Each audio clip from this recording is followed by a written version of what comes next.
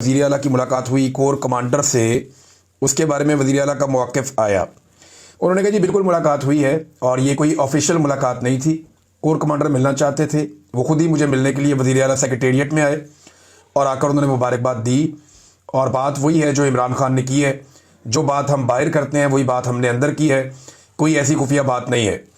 दूसरा ये पूछा गया कि ये फिर आपने बताया क्यों नहीं था, तो सुहेल अफरीदी साहब ने कहा जी कि मुझे अंदाज़ा नहीं था, यहाँ मुलाकात के लिए लोग आते रहते हैं, टेलीफोन आते रहते हैं लोगों के। और वज़ीर आला सिंध का उन्होंने कहा और गवर्नर का कहा और साथ उन्होंने कहा जी बलूचिस्तान के वज़ीर आला की भी कॉल आई और उन लोगों ने भी मुबारकबाद दी। तो मुझे अंदाज़ा नहीं था कि हर एक की प्रेस रिलीज़ जारी करनी होती है। लेकिन सुहेल अफरीदी साहब को अब तो अंदाज़ा हो गया होगा कि कोर कमांडर से मुलाकात और बाकी उनकी टेलीफोन कॉल्स में बड़ा फ़र्क होता है और ये एक जैसी चीज़ें नहीं है।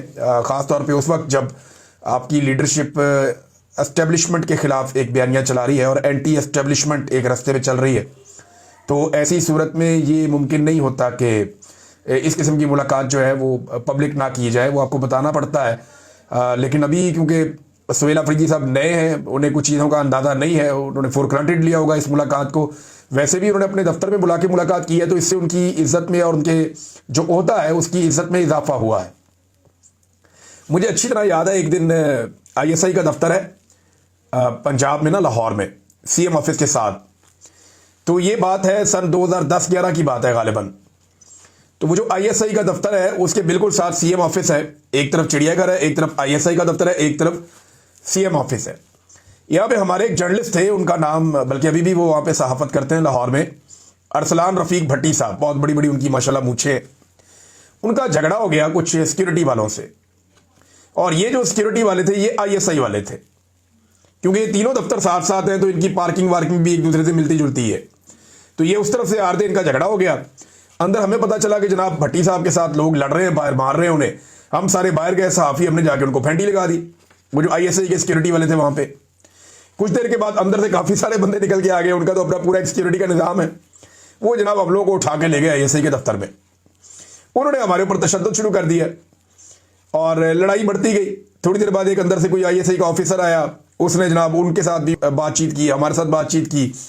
मैंने बाकी जो जर्नलिस्ट हैं उन सब की तरफ देखा, मैंने कहा इससे बात करो, उससे बात की। बहरहाल कुछ सहाफ़ी वगैरह बीच में पड़े, हमें छोड़ दिया उन्होंने। बाद में हम लोग एहतजाज कर रहे थे। वज़ीर आला पंजाब उस वक्त थे शहबाज शरीफ साहब।